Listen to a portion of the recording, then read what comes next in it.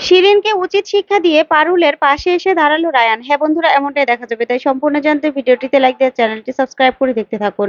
গল্পের শুরুতে দেখা যাবে নাটকের সিলেকশনের জন্য সবাই সেখানে চলে আসে। তারপরে রায়ান আসলেই সবাই রায়ানকে চেপে ধরে আর বলে, এই রায়ান, রায়ান, আমাদের জন্য একটা পার্ট রেখেছিস তো? বল না, বল না, আমরা কোন পার্ট করব? তখনই সবাই মিলে চেপে ধরলেই তখন রায়ান রেগে যায় আর বলে, চুপ করবি তোরা? এটা কি কোনো অন্য কিছু যে তোদের এক এক করে সিলেকশন করে নেব? শোন, এটা হলো রক্তকর্মী নাটক, আমার খুব প্রিয় নাটক। তাই এটার ব্যাপারে আমি কোনো রকম কোনো কম্প্রোমাইজ করব না। সবাইকে অডিশন দিতে হবে, তারপরেই এক এক করে সবাইকে সিলেকশন দেওয়া হবে। বুঝতে পেরেছিস? তখনই দেখা যাবে সেখানে কেডি স্যার চলে আসে সংলাপ বলতে বলতে।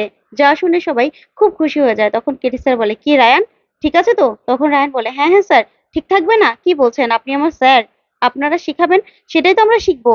তখনই কেডি স্যার বলে, না না রায়ান, আজকে তুমি আমাকে যা শিখাবে আমি তাই শিখবো। তুমি কিরকম কিরকম ভাবে করতে বলবে, সেরকম সেরকম ভাবে আমি করব। তখনই সুদীপ তো আস্তে আস্তে বলতে থাকে, স্যার তো নাকি আমাদের থেকে শিখবে, তাহলে তো আমাদের সমানই, স্যার আর আমাদের সঙ্গে রাগ দেখাবে কি করে? তখনই কেডি স্যার বলে ওঠে, কে বললো এই কথা, কে বললো? তখন রায়ান বলে, ছেড়ে দিন না স্যার, এবার অডিশন শুরু করি। তখন স্যার বলে, হ্যাঁ, অডিশন ছাড়া কাউকে সিলেকশন করা হবে না, আগে এক এক করে অডিশন হবে, তারপরে সবাইকে সিলেকশনে নেওয়া হবে। ঠিক আছে, এবার দেখতে হবে কে মুখস্থ সংলাপগুলোকে বলতে পারে। ওইদিকে শিরিন বারবার করে মুখস্থ করতে থাকে। তারপরে দেখা যাবে সবাইকে এক এক করে অডিশনে ডাকা হয়। তখন সবার সংলাপ শুনে অবাক হয়ে যায় কেডি স্যার আর রায়ান। তখন রায়ান বলে, চুপ করবি, চুপ করবি তোরা? তোদের এরকম সংলাপ শুনে তো আমার মাথা নষ্ট হয়ে যাচ্ছে। এগুলো যদি স্টেজে করিস না, তাহলে তো সবার কান দিয়ে রক্ত বেরোবে। তারপরে রায়ান বলে, যাক, তারপরেও সবার অডিশন দেখে আমি সবাইকে সিলেকশন করে ফেলেছি, আর কে কোন পার্ট করবে সেটা আমি ঠিক করে ফেলেছি।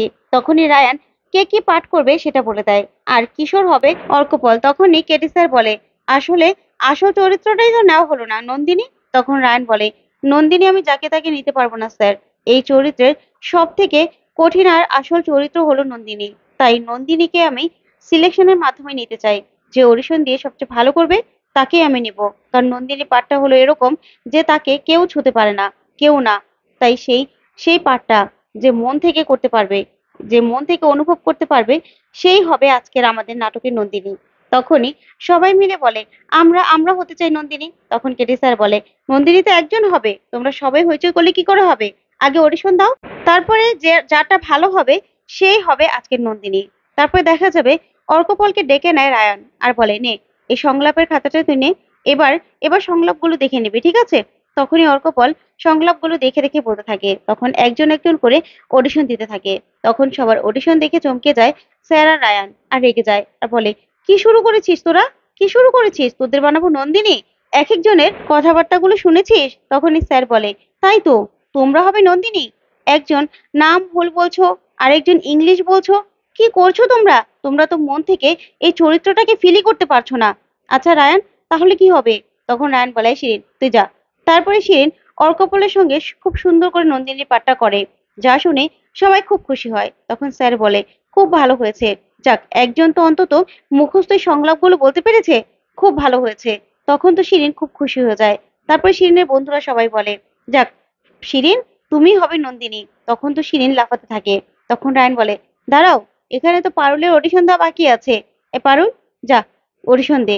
তখনই রায়ান গিয়ে দাঁড়ায় আর রায়ান মলারকে বলে ক্যামেরা ধরতে। তখনই রায়ানের মনে মনে বলে, আমারও মনের মধ্যে একটা নন্দিনীর পাঠ রয়েছে, যেটা আমি সবসময় কল্পনা করি। তখন রায়ান কল্পনা করতে থাকে, কিন্তু সেখানে কারো ফেস দেখায় না। তারপরে দেখা যাবে পারুল নিজের ভাষায় অডিশন দিতে থাকে। তখন পারুলের ভাষা শুনে সবাই হাসতে থাকে। তখন পারুল বলে, তোরা হাসছিস কেন? রবি ঠাকুর কি তোদের একা নাকি? তখন শিরিন বলে, হ্যাঁ, তুই এই ভাষায় রবি ঠাকুরের ভাষা বলছিস আর সংলাপ বলছিস? কি করছিস তুই? হ্যাঁ, কি করছিস? রবি ঠাকুর আমাদের, তার তার এই ভাষাতে না একটা গ্ল্যামার আছে। তার নাটকের এই সব সংলাপগুলো একটা আর্টের মধ্যে পড়ে। তোর মতো মানুষ এগুলো বলতে পারবে না। তখনই পারুল বলে, কেন? রবি ঠাকুর কি তোদের একার নাকি? আর রবি ঠাকুরের বইয়ে কোথায় লেখা আছে যে সেটা আর কেউ সংলাপ অন্য কোনো ভাষায় বলতে পারবে না? তখন শিরিন বলে, আছে আছে, তুই বুঝবি না। তখন পারুল বলে, না নেই, কোথাও এটা লেখা নেই। কারণ সারা বিশ্বের, বুঝতে পেরেছিস, এক পাশে যেমন রাশিয়া, চীন সবকিছু আছে, আরেক পাশে তেমন কলকাতা, উড়িষ্যা, মেদিনীপুর, বাঁকুড়া সব জায়গায় আছে। বুঝতে পেরেছিস? যে যার মতো করে সেই ভাষাটা বলতে পারে। যেমন আমরা বলি বাঁকুড়ার ভাষায়, তেমন চীন বলে চীনের ভাষায়, সবাই সবার ভাষাতে বলে। এটা না, সেই জন্যই উনি বিশ্বকবি। মূর্খ, তুই তাও জানিস না? তখনই শিরিন বলে, স্যার, এটা কি হতে পারে নাকি ও ওর ভাষাতে রবি ঠাকুরের বলা গল্প বলবে? তখনই স্যার বলে, কেন হতে পারে না শিরিন, কেন হতে পারে না? তখনই রায়ান বলে, হ্যাঁ, এটা এটা কোনো অপমান করা নয় শিরিন, এটা না যার যার অধিকার, সে তার তার ভাষাতেই রবি ঠাকুরের গল্প বলতে পারবে এবং তার সংলাপও বলতে পারবে। বুঝতে পেরেছিস? আর কেউ যদি এখানে পারুলের সংলাপ নিয়ে হাসাহাসি করে না, পারুলের মুখের ভাষা নিয়ে হাসাহাসি করে, তাহলে কিন্তু খুব খারাপ হবে। পারুল, তুই তোর এই ভাষাতেই অডিশন দিবি। তখনই স্যার বলে, শিরিন, তোমরা কেউ হাসবে না। আর কেউ যদি পারুলের এরকম ভাষা শুনে হাসাহাসি করো না, তাহলে তাকে অডিশন রুম থেকে একদম বের করে দেওয়া হবে। তারপরে দেখা যাবে শিরিনের মুখে ঝামা ঘষে দেওয়া হয়। তখন শিরিন গিয়ে চুপ করে দাঁড়িয়ে পড়ে। তখন পারুল অর্কপলের সঙ্গে খুব সুন্দর করে নন্দিনী পাঠটা রুল করে। তখন তা দেখে মুগ্ধ হয়ে তাকিয়ে থাকে রায়ান, মুগ্ধ হয়ে তাকিয়ে থাকে সেখানে থাকা প্রতিটা মানুষ। তারপরে সবাই হাতে তালে দিতে থাকে। তখনই দেখা যাবে রায়ানের স্বপ্নের কল্পনার সেই নন্দিনী পারুল রূপে ধরা দেয়। তখন রায়ান অবাক হয়ে পারুলকে দেখতে থাকে। তখনই দেখা যাবে অর্কপল বলে, আচ্ছা, শিরিন আর পারুল দুজনেই তো খুব সুন্দর করে মুখস্থ সংলাপগুলো বললো, তাহলে নন্দিনী কে হবে রায়ান? তখন শিরিন বলে, অবভিয়াসলি আমি হব নন্দিনী। তখন রায়ান বলে, না, তুই না, পারুল হবে নন্দিনী। তখন এই কথা শুনে পারুল অবাক হয়ে যায়, আর অবাক হয়ে যায় সবাই। তারপরেই পারুলের বন্ধুরা সবাই খুশি হয়ে যায়।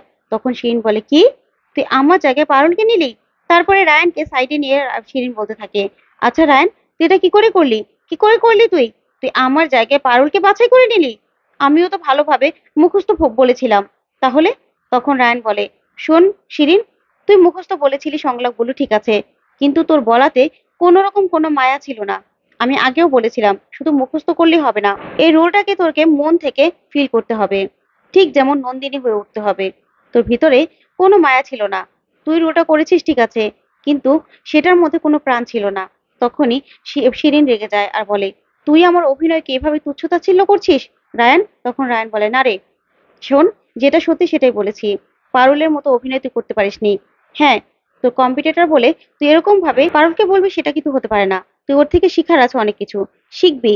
তখনই শিরিন বলে, না, আমি কিন্তু তোর গার্লফ্রেন্ড, তুই এটা ভুলে যাস না। ইউনিভার্সিটিতে আমার একটা সুনাম আছে, সবাই আমাকে বলবে যে তোর বয়ফ্রেন্ড তোকে ছেড়ে পারুলকে বেছে নিয়েছে। তখন রায়ান বলে, শোন, গার্লফ্রেন্ড বলে কি হয়েছে, ব্যক্তিগত সম্পর্কের সঙ্গে এটা গুলিয়ে ফেলবি না। এটা একটা কাজ, বুঝতে পেরেছিস? আর থিয়েটার ইজ মাই লাইফ। তখনই শিরিল বলে, আচ্ছা রায়ান, তুই কেন সিরিয়াসলি নিচ্ছিস? এটা তো কলেজের একটা থিয়েটার মাত্র, এটা তো নাটক শুধু। তখন পারুল দাঁড়িয়ে দাঁড়িয়ে সবটা শুনতে থাকে। তখন রায়ান বলে, তাতে কি হয়েছে শিরিন, থিয়েটার তো থিয়েটারই, সেটা যেখানেই হোক না কেন, সেটা আমি মন দিয়ে করতে চাই। তাই তোকে আমি যেটা বললাম সেটা কর, তুই অন্য একটা পার্ট আছে সেটা কর। তখন শিরিন বলে, না, আমি কোনো অভিনয় করব না, বুঝতে পেরেছিস? তখন রায়ান বলে, ঠিক আছে, সেটা তোর ইচ্ছে। তখনই পারুলকে ডেকে রায়ান গিয়ে কথা বলতে থাকে। তখন শিরিন খুব রেগে যায় আর মনে মনে বলে, রায়ান, তোর কোনো কিছু যায় আসে না, আমি রাগ করে বললাম কোনো পাঠ করব না, তার জন্য তুই রাজি হয়ে গেলি, তুই একবার আমাকে অনুরোধ করলি না। এ পারুল, পারুলের জন্য তো সবকিছু হচ্ছে না। পারুলকে আমি ছাড়বো না, ছাড়বো না আমি পারুলকে। তুই আমাকে ছেড়ে পারুলকে বেছে নিয়েছিস তো, দেখ, আমিও দেখি ও কি করে এই নন্দিনীর পাঠটা করবে। আমিও কোনোভাবে ওকে নন্দিনীর পাঠটা করতে দেবো না। তো বন্ধুরা, আজকের আপডেটটি তোমাদের কাছে কেমন লাগলো কমেন্ট করে জানাও। ধন্যবাদ।